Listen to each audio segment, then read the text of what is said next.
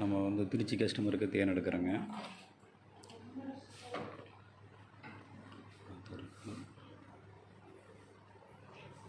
ஒரு மிளகு மூடி போட்டுக்கிற வந்து நம்ம அறுத்து எடுக்கணுங்க. பார்த்து எடுக்கிட்டு போகுது.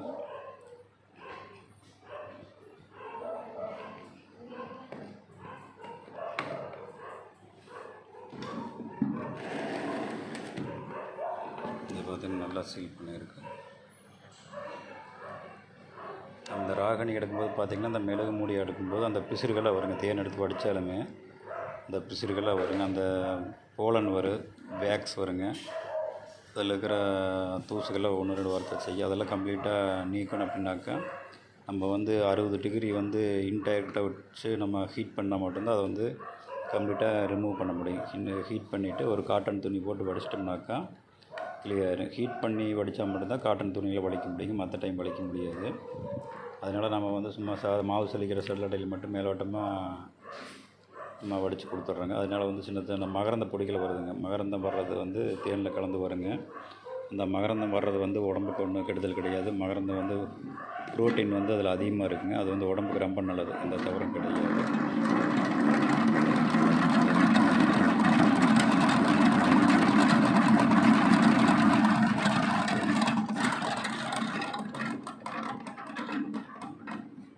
நடைய திருப்பி போட்டு சுற்றிக்கும்.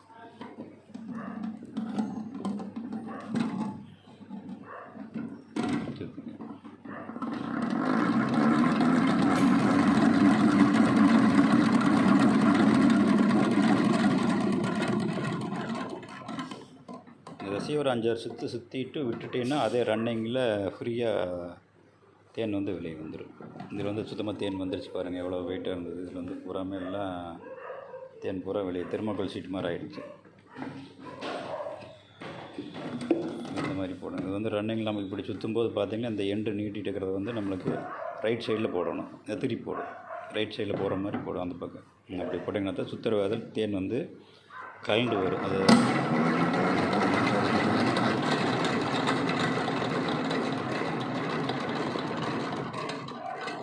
கீழே பார்த்திங்கன்னா தேன் போய் நிற்குது. தேன் நல்ல கலராக இருக்குது.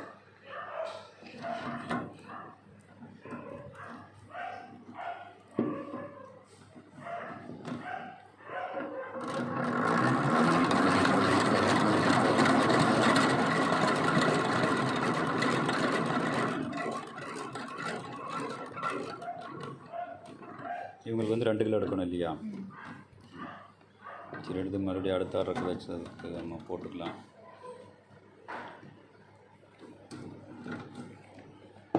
நம்ம சுற்றுறதுக்கு தகுந்த மாதிரி அந்த நீடிட்டு மாற்றி போட்டுக்கணுங்க.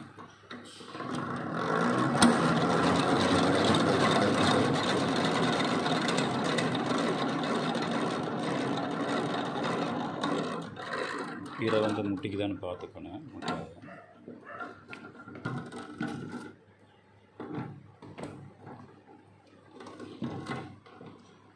நம்ம சுற்றி அடித்து போகும்போது சைடில் பார்த்திங்கன்னா இந்த பி வேக்ஸு போல் நல்லா அடித்து நிற்கிது. அதை வந்து சுத்தம் பண்ணிவிட்டு நம்ம ஹீட் பண்ணி வடிச்சிக்கலாம். இது வந்து இப்படி பிராகனை வந்து இதே மாதிரி சாப்பிட்றது வந்து ரொம்ப நல்லது.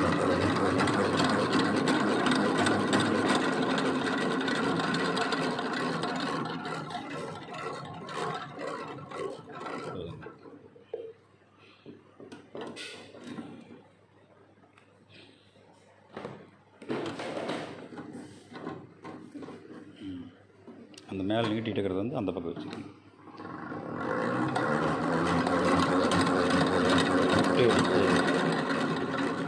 கீழே வந்து முட்டை அடிச்சுன்னா அது வேகம் பற்றாமல் தேன் வராது. ஊற்றிக்க, சடடையில் ஊற்றிக்க.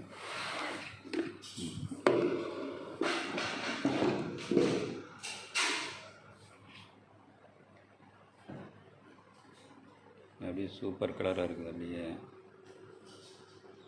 இது கொஞ்சம் முருங்கையும் எள்ளும் கலந்து வந்தது. அந்த எள்ளு கலர் எள்ளு பூ வந்ததுன்னா மட்டும்தான் அந்த அறையில் வர்ற தேன் வந்து நல்லா ரெட் கலராக வருங்க. அதில் மேலே பார்த்திங்கன்னா தெரியுது நம்மளுக்கு அந்த பி வேக்ஸு போலன் இது எல்லாமே நம்மளுக்கு கலந்து வந்திருக்கு. இது வடித்து தான் கொடுக்குறோம். வடித்து கொடுத்தாலுமே அதில் வந்து சின்ன துகள்கள்லாம் பார்த்திங்கன்னா இந்த மகரந்தமெல்லாம் தேனில் இருக்கும்போது அது வந்து அப்படியே ஜாம் மாதிரி லூஸ் ஆகி போயிருங்க. சுற்றும்போது வடித்து எடுக்கும்போது அப்படி போயிருதுங்க. மறுபடியும் கொஞ்ச நாள் கழித்து 2 நாள் கழித்து வைக்கும்போது அது கட்டியாகி மறுபடியும் நம்மளுக்கு அது கட்டியாக வந்துடுது. சுற்றிக்கும்.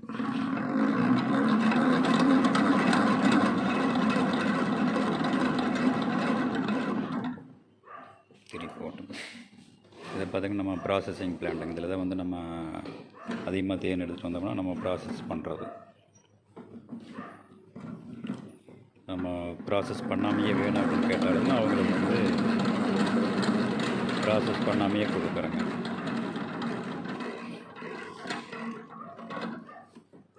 நம்ம கஸ்டமர் வந்து எந்த மாதிரி தேன் கேட்டாலும் கொடுக்குறோங்க. ப்ராசஸ் பண்ணாமல் பண்ணி கொடுக்குற தேன் அடையாகவும் கொடுக்குறோம்.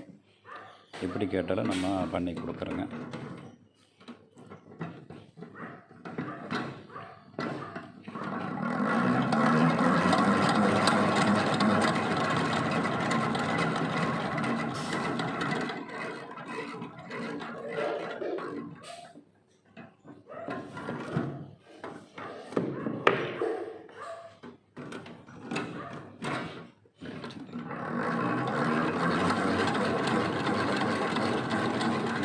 எடுக்கும்போது பார்த்திங்கன்னா இதில் வந்து எவ்வளோ அந்த பி வேக்ஸு போலனெல்லாம் நிற்கிதுன்னு பாருங்கள். இந்த மாதிரி வடித்து கொடுத்தாலுமே மறுபடியும் அது அந்த போலன் மட்டும் மறுபடியும் வந்துடுங்க. அது என்ன வந்து அது குருணை மாதிரி இருக்காது. தேனில் ஊறும்போது ஜவ்வாட்டாக்கி மறுபடியும் தேனில் வந்து மிதந்து வந்துடும். அதை வந்து நம்ம மறுபடியும் ஸ்பூனில் எடுத்துக்கலாம். ஆனால் போலனோடு சாப்பிட்றது வந்து ரொம்ப நல்லதுங்க. அது தேனீ வந்து உணவு சாப்பிட்ற உணவு புரோட்டீன் வந்து ரொம்ப நல்லா இருக்குது. அதெல்லாம் நம்ம வந்து தேனீக்கள் இல்லைன்னா நம்மளுக்கு மகரந்தம் வந்து கிடைக்காது.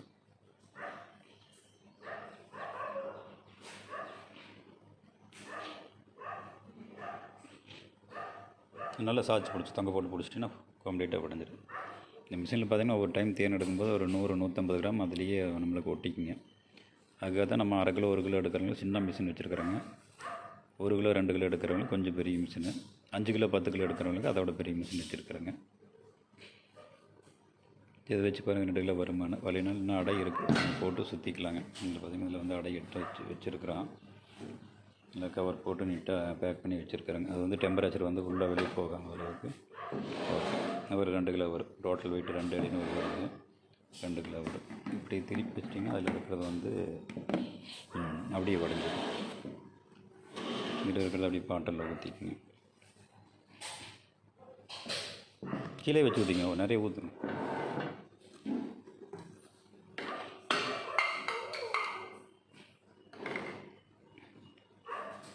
சிந்தாமல் அப்படியே ஊற்றிங்க.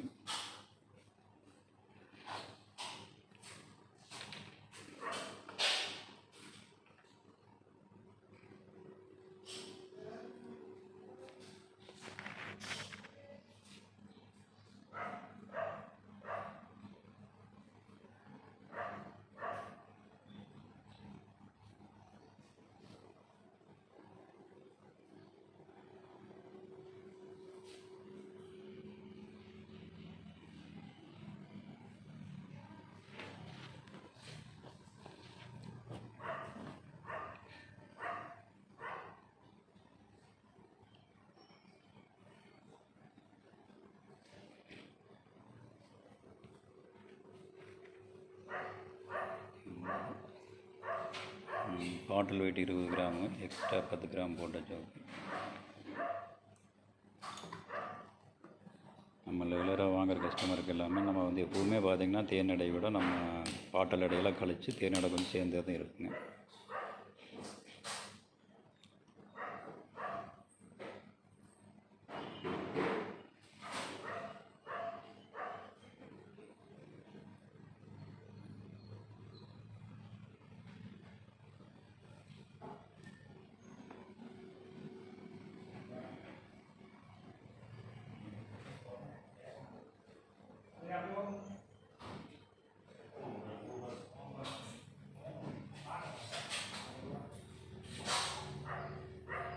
ஆயிரத்தி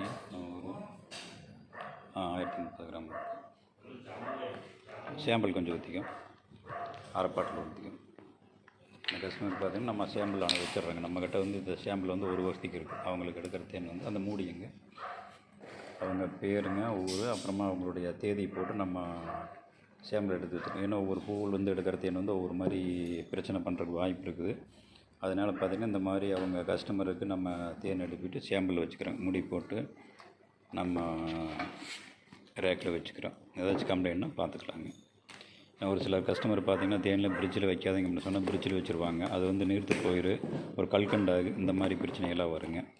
அதனால் வந்து சாம்பிள் நம்மக்கிட்ட இருந்தது அப்படின்னாக்கா நம்ம வந்து என்ன பிரச்சனை நடந்திருக்குது, நம்மக்கிட்ட இருக்கிற தேனும் சேர்ந்து பிரச்சனை நடந்திருக்குதா, இல்லை அவங்க வாங்கி நம்ம பார்சல் அனுப்பினா அவங்க கைக்கு போன பின்னாடி வேறு ஏதாவது பிரச்சனை நடந்திருக்குதான்னு பார்த்துக்கலாங்க. நம்ம என்ன பண்ணுறாங்கன்னா பெரியவங்க வந்து நம்ம சமையல் கட்டிலே தேன் வச்சிடுறாங்க. அந்த குழந்தைங்க என்ன பண்ணுறாங்கன்னா அப்படியே எடுத்து சாப்பிட்டு அப்படியே வந்து எச்சையோடு வச்சிடுறாங்க. அப்புறமா தண்ணி உள்ளே ஊற்றி வச்சிடுறாங்க. அப்புறம் எறும்பு ஏறாமல் இருக்குன்னு சொல்லி போட்டு வெளியில் வச்சா தேனில் எறும்பு ஏறுன்னு சொல்லி போட்டு பிரிட்ஜுக்குள்ளே எடுத்து வச்சிடுறாங்க. இந்த மாதிரியெல்லாம் பிரச்சனை வரும்போது தேனில் பார்த்திங்கன்னா அவங்க தெரியாதவங்களுக்கு வந்து விவரம் தெரியாமல் வச்சிடுறாங்க. நம்ம அதனால தான் ஒவ்வொரு கஸ்டமருக்கு சொல்லிகிட்டே இருக்கிறோங்க. இருந்தாலும் அந்த மாதிரி வச்சிரும்போது அந்த மாதிரி பிரச்சனை வருதுங்க. அதனால தான் நம்ம சாம்பிள் வந்து ஒரு பாட்டில் நம்ம வச்சுக்கிறோங்க. நம்மக்கிட்ட சாம்பிள் இருந்தது அப்படின்னாக்கா நம்மளுக்கு வந்து ஏதாவது பிரச்சனை வந்ததுன்னா நம்மளே வந்து கூப்பிட்டு சொல்லி அவங்க வந்து தேன் வந்து அது உங்களுக்கு நீர்த்து போயிடுச்சு, சரி இல்லை புளிச்சு வந்துடுச்சு அப்படின்னாக்கா நம்ம ரிட்டன் எடுத்துக்கலாங்க. இந்த மாதிரி ராகினி பார்த்திங்கன்னா லைட்டாக வந்து புளிப்பு பாருங்க. நம்ம 4-5 மாதம் ஆகும்போது, அதாவது மழை காலத்தில் எடுக்கிற தேன் வந்து லைட்டாக புளிப்பு பாருங்க, நுரை வரும், கல்கண்டாகு, நைட் டைம் பாட்டில் வெடிக்கும், இந்த மாதிரி பிரச்சனைகள்லாம் வரும். ஆனால் ஒரு சிலர் பார்த்திங்கன்னா வாங்கின ஒரு வாரத்துலேயே கம்ப்ளீட்டாக க்ளீன் பண்ணிடுறாங்க. ஒரு சிலர் பார்த்திங்கன்னா அப்படியே வாங்கிட்டு போய் பாட்டரை உடைக்காமல் வருஷ கணக்கில் வச்சுருக்குறாங்க. ஒரு சில கஸ்டமர் எல்லாம் அவங்க எதுக்கு தான் தேன் வாங்குறாங்கன்னு தெரிய மாட்டேங்குது. நிறைய கஸ்டமர் பார்த்திங்கன்னா வாங்கி 6 மாதமாச்சு அப்படியே இருக்குது, கல்கண்டாகி போச்சுன்னு தான் கூப்பிட்றாங்க. வாங்கி சாப்பிட்ற கஸ்டமர் மட்டும் தேன் ஆர்டர் பண்ணி வாங்குங்க. வீட்டில் சும்மா அழகுக்காக தேன் வைக்கிறவங்க எல்லாமே தயவு செஞ்சு வாங்காதீங்க. ஏன்னா நம்மளுக்கு மார்க் பண்ணிவிட்டு செல்லோ டேப் மார்க் பண்ணிக்கங்க. முதல்ல இந்த செல்லோ டேப்பில் மார்க் பண்ணிவிட்டு அப்புறமா மேலே செல்லோ டேப் போட்டிருங்க. ஓகே, இது திருச்சிக்கு அனுப்புகிற கஸ்டமர் இல்லையா? சரி, ரைட், ஓகே.